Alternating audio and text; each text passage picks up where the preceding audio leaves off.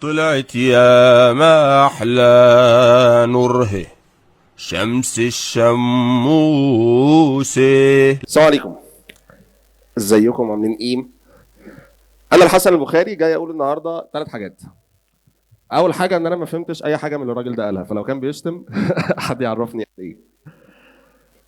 تاني حاجه، واحنا بنجهز للتوك دي كان في مشكله عويصه مقابلانا قوي. كل شويه يقول لك انت مش بتبتسم وانت بتتكلم، انت مش بتبتسم وانت بتتكلم، لدرجه ان في حد قال لي انت حاجبك معقود. قلت حصلت معقود، اكيد دي مشكله لازم تتحل. فكرت ازاي احلها، لقيت ان ابسط حل ان انا ابتسم ابتسامه كبيره في الاول، انتوا خدوها وزعوها براحتكم على بقيه التوك. تالت حاجه، اكل العيش بقى، احنا جايين نقول ايه؟ انا جاي النهارده اتكلم عن كيف بدأ الطحلب. ازاي برنامج طحالب انتقل من انه برنامج لسه ما بدأش 0 مشاهده، لان احنا وصلنا في حلقه من حلقاتنا ل 14 مليون مشاهده. بدأت ازاي؟ ايه الخطوات اللي انت اخدتها؟ ايه الماتور اللي وصلك لحاجه شبه كده؟ انا البدايه معايا ان انا كنت شغال في مجال الميديا برودكشن، وصدقني ده مجال ممل جدا. يوم بتعمل اعلان عن الصابون، يوم بتعمل اعلان عن معجون، يوم بتعمل اعلان عن شامبو. اتكلمت انا والناس اللي معايا قلنا طب ليه ما نعملش برنامج بنناقش فيه حاجات اجتماعيه، نبدا ان احنا نسمع الناس ويسمعونا، نكلمهم يكلمونا، نزهقهم يزهقونا. طب ممكن نسمي البرنامج ايه؟ قعدنا نفكر في اسماء عشوائيه كتير جدا لحد ما في الاخر استقرينا عن اسمين. اما نسميه طحالب او نسميه صقور الكيوي. على الاكونت عندي عملت تصويت بين الناس، ولسبب ما انا ما اعرفوش الناس كانت معجبه جدا باسم طحالب. خلاص يلا بينا نعمل طحالب. اول حلقه عملناها عن التحرش. انا فاكر كويس ان احنا نشرناها يوم الخميس بالليل، يعني تاني يوم الجمعه. قلت للناس اللي شغالين معايا والله انا اتمنى ان احنا بعد صلاه الجمعه نوصل ل 15,000 مشاهده. نمنا صحينا صلينا الجمعه بنبص لقينا ان الحلقه وصلت ل 500,000 مشاهده. كانت مفاجاه سعيده جدا بالنسبه لنا. ردود فعل الناس تجاوزت التوقعات بكتير، كنا فرحانين قوي. ببتسم انا ولا؟ كنا فرحانين قوي. ونزلنا الحلقه الثانيه، لما تشجعنا نزلنا الثالثه، كل مره المشاهدات بتزيد كتير لحد ما وصلنا ل 14 مليون مشاهده. طيب السؤال، ايه اللي خلى الناس حابه طحالب؟ ليه طحالب انتشرت وسط الناس؟ ليه الناس مقتنعه بطحالب وحابين يقولوا افيهاتها ومتعلقين بيها ومستنيين موعدها؟ اللي بيعملوا محتوى على السوشيال ميديا كتير، مش انت لوحدك. اللي دمهم اخف منك كتير. اكيد لا طبعا انا اخف دم، بس التواضع عشان التوك. في ناس كتير بتقدم محتوى، اشمعنى انت الناس متعلقه بيك وحافظه اسم طحالب ومستنيه مواعيد حلقاتك؟ في وجهه نظري اقدر الخص السبب في كلمه واحده، وهي القيمه. القيمه دي هي اللي خلتنا نتنقل من اول حلقه لحد ما وصلنا بعد كده ل 14 مليون مشاهده. ان الشخص يبقى قاعد بيتفرج على المحتوى بتاعك وعارف ان هو هيضحك وهيتبسط وهيشوف كوميديا وهيشوف سخريه وهيشوف كذا، لكن في الاخر هيطلع بحاجه مفيده. طيب ازاي تقدر تحط قيمه في المحتوى بتاعك؟ ايه اللي يخليك عارف تضيف حاجه مفيده تسمعها للناس؟ السؤال ده بتعرف اجابته بعد ما بتعرف اجابه سؤال قبله. انا اللي عاوز اقدم قيمه للناس مين؟ انا ابقى ايه؟ لو انت مش عارف نفسك مش هتعرف ازاي تقدر تقدم فايده للناس. تخيل انك دخلت على اسره لقيت فيهم كائن ما، شيء ما انت مش عارف ايه هو، لابس كوتشي بناتي، شورت اطفال ولادي، تيشيرت اطفال بناتي، عنده شنب رجاله. ايوه يعني انت ايه؟ يعني اما نعوز ايه نجيلك؟ انا لما عاوز اخد المصروف من بابا اجيلك، ولا لما عاوز انكد على ماما اجيلك، ولا لما عاوز هشتك اخويا الصغير اجي هشتكك؟ انت شغلتك ايه في البيت؟ طول ما هو مش عارف هو مين وانت مش عارف هو مين، عمره ما يقدر يقدم فايده، عمرك ما هتقدر تستفيد منه بحاجه.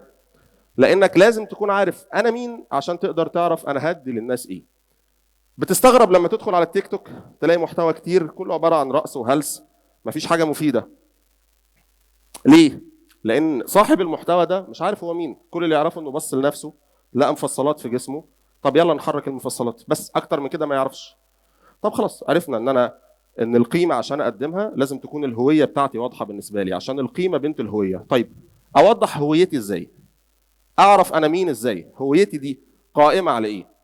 هويتك انت مين قائم على 3 حاجات: على لغتك، على ثقافتك، على دينك. لو ال3 دول واضحين لك، ده المثلث لو واضح لك هيتضح ليك انت مين. اول عنصر هو عنصر اللغه. بايك بلايندر going to جون سينا العلوم والتكنولوجيا I will crush you but sometimes is yes. لازم تبقى فصيح زي صاحبنا ده. ناس كتيره فاكره ان اللغه ليست الا حمامه زاجل بحط في رجليها الفكره بتوصلها للناس، بس هي وسيله لتوصيل الفكره. ده تصور قاصر جدا عن اللغه. اللغه هي طريقه للتفكير. لغتك الام هي الطريقه اللي انت بتصيغ بيها الفكره في ذهنك قبل ما توصلها للناس. انت دلوقتي عايز تقول حاجه، انا مش سامع صوتك، بس في فكره جوه راسك، الفكره دي بلغه. لو اللغه دي مشوشه مش واضحه، الفكره دي هتكون مشوشه مش واضحه. على قدر وضوح الفكره في ذهنك، على قدر وضوح اللغه في ذهنك، على قدر وضوح الفكره. على قدر تشوش اللغه، على قدر تشوش الفكره. لو انت مش عارف ايه لغتك الام، مش منتمي ليها، مش عارف انا لما بتكلم بايه، مش هتعرف ان انت توصل فكرتك للناس بالطريقه المظبوطه. مش معنى كده انك ما تتعلمش لغات، اتعلم لغه والثانيه والثالثه، بس كل لغه تبقى عارف انا بتعلمها ليه. لكن اللغه الام بتاعتك تبقى عارف ان دي اللغه اللي انا بفكر بيها. تاني عنصر من عناصر هويتك هو عنصر الثقافه. تكون عارف ان انت شخص مصري، عربي، افريقي، ثقافتنا كذا، لما بنفرح بالطريقه الفلانيه، لما بنزعل بالطريقه الفلانيه زي الراجل ده. بنقول لك ايه يا عم السيد، بالادب كده وبالاحترام كده تخزي الشيطان كده وتجيب لي شويه البيبسي بتاعي عشان انا دماغي ناشفه زي المستشفى، ويوم ما بنتعصب بيطلع لي شنبات وديل ودان طويله طول ما الثقافه بتاعتك واضحه، عارف انا لما بزعل ازاي، لما بفرح ازاي، عارف القيم المجتمعيه بتاعتك منتمي ليها، فخور بيها، معتز بيها. طول ما تقدر تبقى عارف انا مين، ولما اجي افيد الناس افيدهم ازاي. تبقى عارف ان انا اقدر اقول على ده عيب، على ده صح، على ده غلط، على ده يتعمل، على ده ما يتعملش.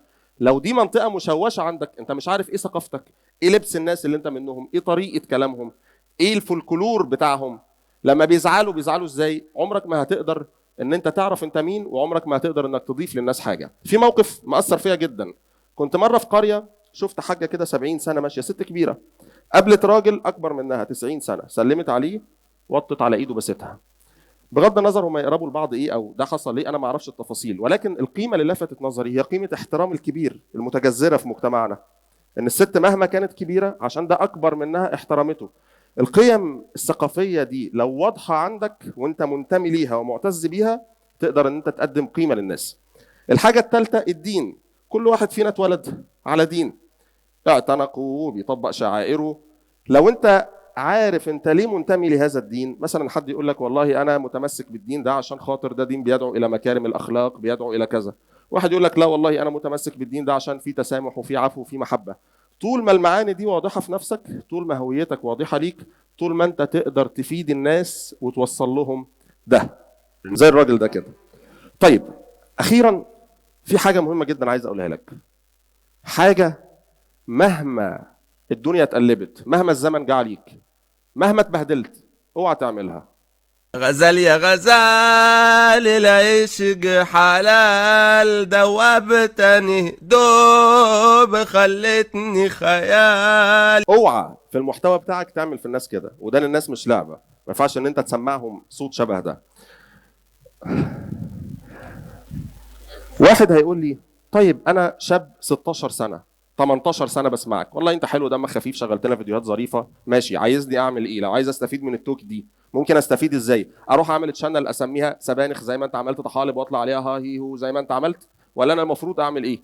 لا، احنا في عصر كل واحد فينا هو منصه تقديم محتوى. اكونتك على الفيسبوك منصه تقديم محتوى، على سناب شات، على تويتر، على انستجرام، على تيك توك، كل مكان من دول هو منصه تقديم محتوى. حتى وانت قاعد مع اصحابك في كافيه او في قهوه، الكلام اللي انت بتقوله ده محتوى سمعي بيسمعوه. انا جاي النهارده علشان اقول لك انك قبل ما تفكر انك تقدم محتوى على اي منصه، مهما كان عدد السامعين ليك كبير او صغير، لازم تقف وتسال نفسك سؤال واحد بس: ايه هي القيمه اللي انا هقدمها للناس في المحتوى اللي انا هعمله دلوقتي؟ شكرا.